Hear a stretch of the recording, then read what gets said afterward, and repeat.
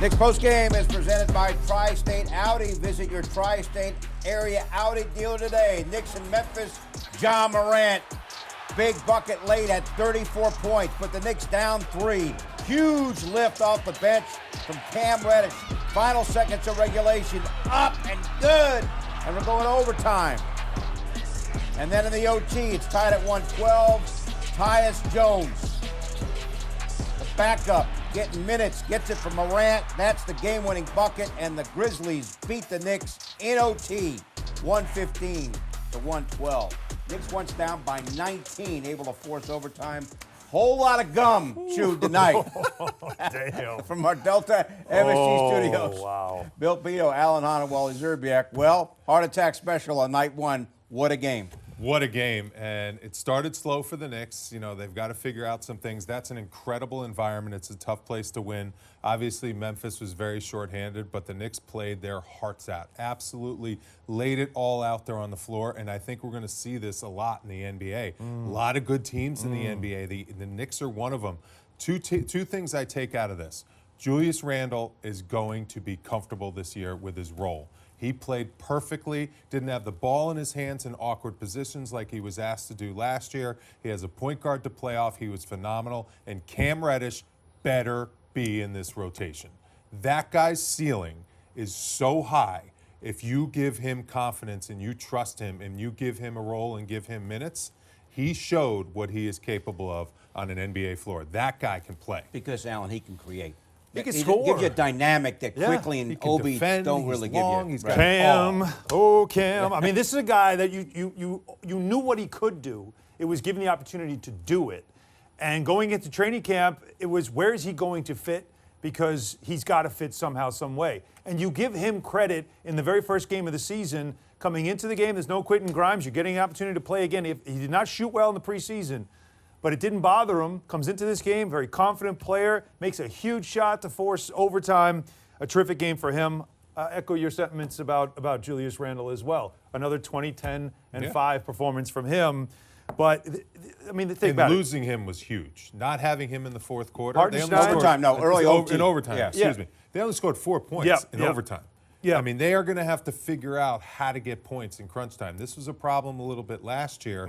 I thought they got some good looks, though. The difference in the game was Jalen Brunson, open in the left corner, just missed it. Open in the right quarter in Score overtime, tied both times. Just missed it. Right. They could not get that lead. They couldn't get that one bucket to swing the momentum and put Memphis on their heels, and then Tyus Jones hits the big shot. Shot 40% for the game. We're still very much in it. Under 25% from 3. Still very much in it. So this was a hard-working performance by this team. This is what you'd expect. And a very entertaining game. Boy, and the Knicks were down 19 in the third, Wally. Yeah. And then they made a game of it. From that point on, in the fourth quarter, back and forth, with Reddish forcing the overtime. Really, really entertaining ball game. Look at Reddish doing his thing. 22 for him. That's a Knicks high for him. The finger roll. He looked like George Gervin out there. Right hand, left hand, just attacking the basket with a vengeance. He's not just a one-dimensional player. He can score in a lot of ways. How about the floater? The Hartenstein floater in the middle of the lane? And how about the team basketball, too? I mean, the basketball just moves. It moves the right way. It doesn't stick. It doesn't stop. Boy, is this guy good. I mean, this guy is just absolutely ridiculous on an NBA basketball floor. I mean, he has everything that's advertised. All those guys that were out. And this was the game-tying bucket by Cam Reddish to send the game into overtime. What a smart play by Brunson to draw the defense. And then Cam Reddish, that's a tough three. Didn't have his feet set, just got his feet set, and he willed that one in the basket to send it to OT. Phenomenal performance. You learned a lot about this Knicks team. They are well prepared. They are so well coached. I mean, to keep your composure, down 19 in the third quarter in Memphis, second best team in the West last year, and to get back into this game, force it to overtime, and have the opportunity with Jalen Brunson, 2 shots to really kind of seal away that game and get that lead and get that win down the stretch. That's a pretty impressive performance. Tough to take the L, though. All right, Alan, on overtime. As we touched on, Randle fouled out in the first sequence of the overtime, and that obviously made things more challenging. Yes, game was still there, though. They get a defensive stop, and down, look, here we go. Down we come, and there's Jalen Brunson. Watch Ja Morant. Was fouled. That looks like a great chase-down block, but as you saw replays, that was a foul. Contact. But they keep playing. push it down the floor. Defense gets a little lost, backdoor dunk. And so momentum now back with the home team. You know, Ja is special. You got to crowd him. You got to do whatever it takes, but you cannot reach in. Hartenstein did it a couple of times, including that one and one. Another turnover. Here's Cam. Now watch. You got to This make is how layup. you finish, Han. That's right. Just take it to the You don't rack. let Ja Morant and block one. that So now shot. we're You tied. dunk it. Tyus Jones comes into the game, knocks down a three. Right there is the difference in the game. Still a chance.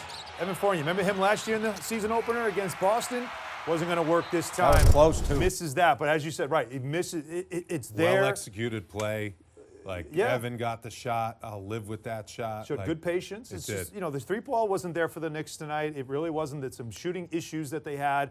R.J. Barrett and Mitchell Robinson did not have good games. Neither one of them. And you're relying on them to have good games. They didn't, and yet there they were at the very end against the Grizzlies. Barrett 3 for 18. Struggle. Robinson played not much, played about a quarter because of foul trouble. Steven Adams. Right, but Julius Randle, 24 points, only took 16 shots, 11 rebounds, and 6 assists. Yeah, I thought he played a perfect game. I mean, I thought the battling down low, the defensive rebounding, the way he fights on every single possession, losing him in that overtime really hurt on the defensive end and securing those defensive rebounds. Yep. The Knicks could not find any offense in the first quarter, but Randle was just letting the game come to him, getting easy shots, high percentage shots. Notice the double teams weren't coming. He was reading the defense, and he was just making plays. I mean, we know he has a bag of tricks where he can score in so many different ways. It's just a matter of him taking higher percentage shots, and that's what he was doing. Look at the spring. I mean, when that dunk there on that putback, just really impressive stuff. Running the floor, looking really in shape and active. I mean, what he does for this team on a nightly basis, it's taken for granted. I mean, a 20, 10, and 5 guy, to have that on your team, on your roster every single night when you suit up, that is very, very important. He was outstanding tonight. It's just rough that he got that 6th foul on that offensive foul where he kind of leaned in.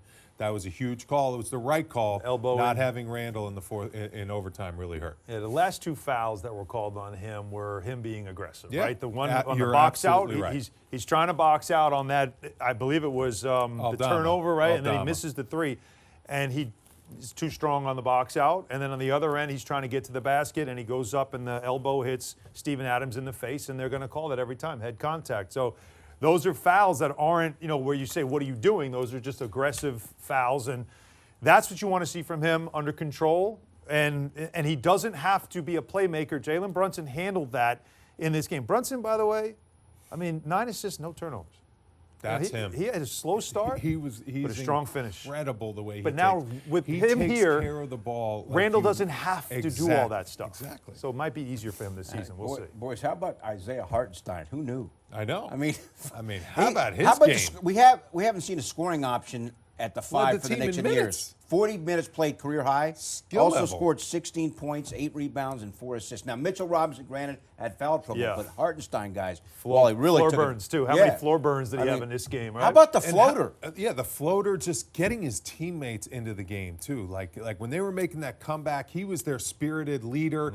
He was diving on the floor. He was immersed in this basketball game, just the effort completely here. lost. The effort was outstanding. He's a veteran that has gone up against There it is. a lot of starting centers, floater. so he's not scared. Saw And a lot of that. Yeah, and there's just the smarts, the IQ that he has. It's just really impressive what a smart basketball player he is. He's always in the right spot on the defensive end of the floor. But then you also have this skill level that Mitchell Robinson cannot bring.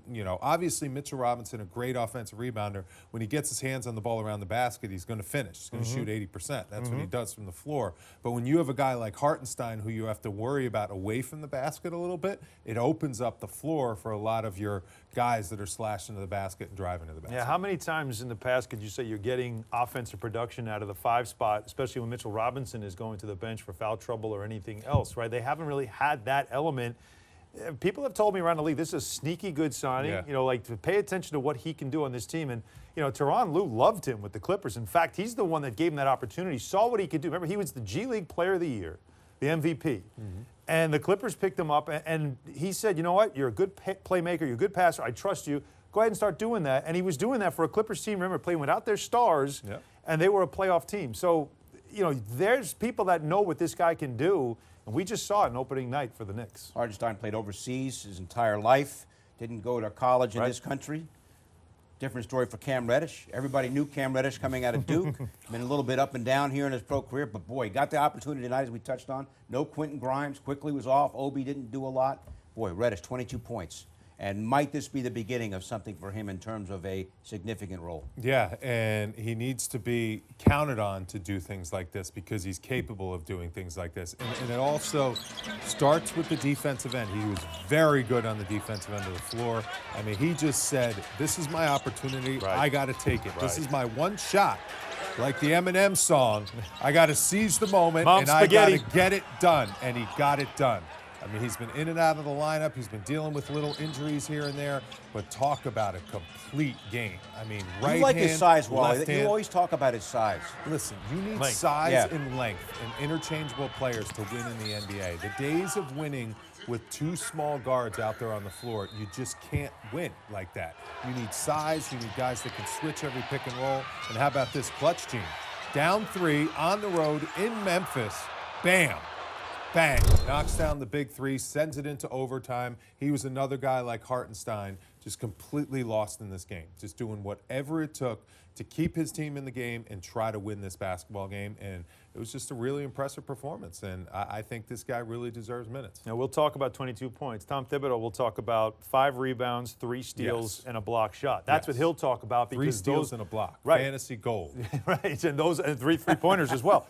Those are the things that he's looking for and has always looked for him. And you got to applaud him because you're talking about in the offseason, there was rumors that he said he wanted to be traded.